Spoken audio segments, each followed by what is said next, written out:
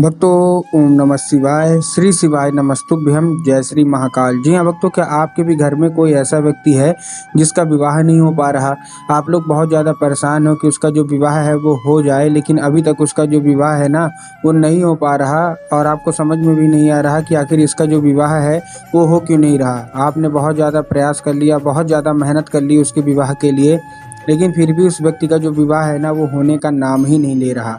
सब कुछ सही चल रहा होता है, सब कुछ अच्छा चल रहा होता है, लेकिन अंत में आके कुछ न कुछ ऐसा हो जाता है जिसके कारण उस व्यक्ति का जो विवाह है ना वो नहीं हो पाता। तो क्यों नहीं हो पाता, कैसे करेंगे कि हो पाएगा? आज का ये वीडियो मात्र और मात्र आपके लिए है। पूरा ध्यान से सुनिएगा, अच्छे से करिएगा। अगर आपने आज का ये उपाय ध्यान से सुन के अच्छे से कर लिया तो अवश्य रूप से उसका जो विवाह है ना, जो कि नहीं हो पा रहा था, अवश्य रूप से उसका जो विवाह है वो होगा ही होगा। क्या करना है, कैसे करना है, पूरा समझाऊंगा, तो पूरा उपाय ध्यान से सुनिएगा, अच्छे से करिएगा। देखिए, पूज्य गुरुदेव की जो कथा होती है, जैसे कि आपको पता है कि पूज्य गुरुदेव की कथा में लाखों की भीड़ होती है। क्या होती है? लाखों की भीड़ होती है, ठीक। और गुरुदेव की कथा में जब लाखों की भीड़ होती है तो वहाँ जितने भी भक्त रहते हैं वो क्या करते हैं? पत्र के द्वारा, ज़्यादातर भक्त क्या करते हैं?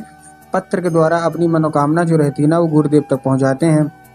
तो अभी गुरुदेव की कथा चल रही थी, आज से 4-5 महीना पहले की बात है। गुरुदेव की कथा चल रही थी और गुरुदेव की कथा में लाखों की भीड़ आई। जब गुरुदेव की कथा में लाखों की भीड़ आई तो वहाँ जितने भी भक्त थे ना, ज़्यादातर लोगों ने क्या किया? पत्र के द्वारा अपनी मनोकामना गुरुदेव तक पहुँचाई।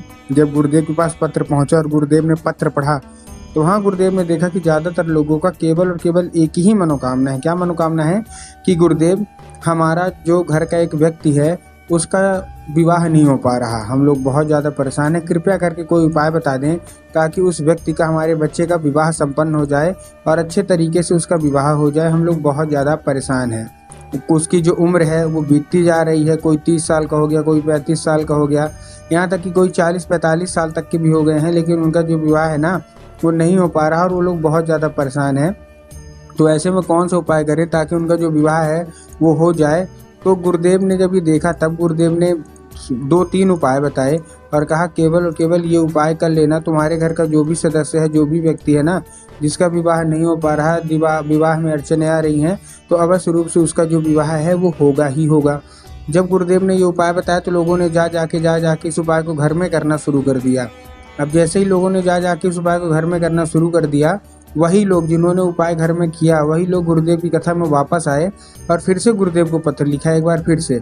लेकिन इस बार आप जान के हैरान हो जाओगे कि ये वाला जो पत्र था ये गुरुदेव को धन्यवाद के रूप में पत्र था कि गुरुदेव धन्य हो आपका, आपके द्वारा बताया गया उपाय हमने कर लिया है, हमारी सारी की सारी मनोकामनाएं पूरी हो गई हैं। हमारे घर का जो व्यक्ति था जिसका विवाह में अड़चन आ रही थी, तो उसका जो विवाह है ना वो संपूर्ण रूप से अच्छा हो गया, मतलब संपूर्ण रूप से उसका बहुत अच्छा हो गया है और उसका विवाह पक्का हो गया है। आपका कोटि कोटि धन्यवाद, हम आपको आमंत्रित करने आए हैं। तो देखिए, जो लोग भी मेरी आवाज़ सुन रहे हैं, अगर आपको भी जानना है कि आखिर ऐसा कौन सा उपाय है जिसको करने मात्र से लोगों की सारी मनोकामना पूरी हो जाती हैं और जिसका भी विवाह में अड़चन आ रही होती हैं और उनका विवाह नहीं हो पा रहा होता है तो उनका विवाह भी हो जाता है। तो चलिए हम बताते हैं आपको आज की इस वीडियो के माध्यम से कि आपको करना क्या है। लेकिन उससे पहले चैनल पे अगर पहली बार आए हैं और आवाज़ मेरी पहली बार सुन रहे हैं तो वीडियो को कर दे लाइक और चैनल को भी कर लें सब्सक्राइब, ताकि पूजनीय पंडित प्रदीप जी मिश्रा के रोज़ नए नए उपाय जो कि मैं उनकी कथा से सुनता हूँ, श्रवण करता हूँ, सबसे पहले मैं आपको प्राप्त करा सकूँ। ठीक, तो देखिए आपको करना क्या है। सबसे पहला जो हमारा उपाय है वो काली मिर्च और एक धतूरे का है। टोटल मैं आपको इस वीडियो के माध्यम से 3 उपाय बताऊंगा। तो पहला जो हमारा उपाय है वो काली मिर्च का उपाय है और धतूरे का उपाय है। अब काली मिर्च और काली तिल में बहुत सारे लोगों के मन में शंका रहती है कि हमको काली मिर्च लेना है कि काली तिल लेना है।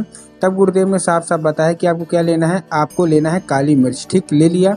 काली मिर्च लेने के बाद आपको करना क्या है, उसमें साथ आपको एक धतूरा चाहिए, धतूरा भी ले लिया और आपको उसी व्यक्ति के हाथ में दे देना है जिसका विवाह नहीं हो पा रहा, चाहे आपका लड़का हो चाहे आपकी लड़की हो, उसी के हाथ में दे दीजिए। ठीक, दे दिया। देने के बाद आपको करना क्या है, उसको भेज देना है सीधा सीधा शिव मंदिर। अब जैसे ही शिव मंदिर पहुंचेगा उसको क्या बोलना है कि दक्षिण दिशा में खड़ा हो जाए और उत्तर की ओर अपना चेहरा कर ले। अब देखिए, दक्षिण और उत्तर में ना बहुत सारे लोग कंफ्यूज हो जाते हैं कि दक्षिण क्या है, उत्तर क्या है, हमको थोड़ा साफ साफ बताएं। तब गुरुदेव ने साफ साफ बताया कि आप जिस भी शिव मंदिर जा रहे हैं उस शिव मंदिर का जिधर साइड जलाधारी होगा आपको अपना चेहरा उधर साइड करके खड़े हो जाना है। ठीक, आप खड़े हो गए। खड़े होने के बाद आपको करना क्या है, जैसे आप खड़े हो गए, खड़े होने के बाद आपको एक नाम लेके, कौन सा, महादेव का बहुत ही सुंदर सा नाम है श्रम्भेश्वर महादेव। तो बस आपको करना क्या है, आपको श्रम्भेश्वर महादेव का नाम लेके उन्हीं का स्मरण करके आपको चुपचाप क्या कर देना है, आपको अर्पित कर देना है बस। पूज्य गुरुदेव कहते हैं कि अगर श्रम्भेश्वर महादेव की कृपा आपके ऊपर हो गई तो अवश्य रूप से आपका जो भी विवाह है, जो कि नहीं हो पा रहा था ना, अवश्य रूप से आपका विवाह होगा ही होगा। ठीक, ये था हमारा कौन सा, ये था हमारा सबसे पहला उपाय। जो हमारा दूसरा उपाय है, ये किसका उपाय है, ये जो हमारा दूसरा उपाय है ये है 11 लाल फूल का उपाय। इसको भी ध्यान से सुनिएगा, अच्छे से करिएगा। इस उपाय में देखिए आपको करना क्या है, जिनका भी विवाह नहीं हो पा रहा, आपको 11 लाल फूल लेने। कितने, 11 लाल फूल ले लिए। 11 लाल फूल लेने के बाद आपको करना क्या है, देखिए फूल कोई सी भी हो सकते हैं, ठीक ना, गुलाब के हो जाएं, गुड़हल के हो जाएं, जो भी आपको पसंद है आप ले लीजिए। बस एक चीज़ का ध्यान रखना है कि जो फूल है वो कहीं से भी खराब नहीं होना चाहिए, कहीं से भी खंडित नहीं होना चाहिए, कहीं से भी मुरझाया हुआ नहीं होना चाहिए। बहुत सारे लोग गलती क्या करते हैं कि जब फूल लेते हैं ना, तो यही गलती करते हैं कि मुरझाया हुआ ले लेंगे, तो आपको उससे बचना है। दूसरी चीज़, एक चीज़ और आपको करना है, दूसरी चीज़ क्या करना है कि ये जो फूल है वो एक किस्म का होना चाहिए। मतलब अगर आप गुलाब को ले रहे हैं तो केवल और केवल गुलाब के लीजिए, अगर आप गुड़हल के ले रहे हैं तो केवल केवल गुड़हल के लीजिए। ये नहीं करना कि 2 फूल किसी और के ले लिए, 3 फूल किसी और के ले लिए, 4 फूल किसी और के ले लिए, ऐसा आपको नहीं करना। ठीक, ले लिया। लेने के बाद आपको करना क्या है, जैसे आपने लिया, लेने के बाद आप पहुंच जाइए सीधा सीधा शिव मंदिर।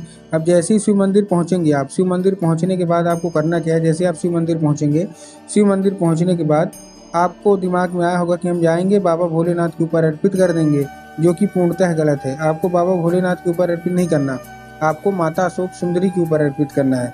अब देखिए, जिनको पता है कि माता अशोक सुंदरी की जगह कहाँ होती है उनका तो ठीक, लेकिन बहुत सारे ऐसे लोग हैं जिनको यही नहीं पता कि माता अशोक सुंदरी की जगह होती कहाँ है।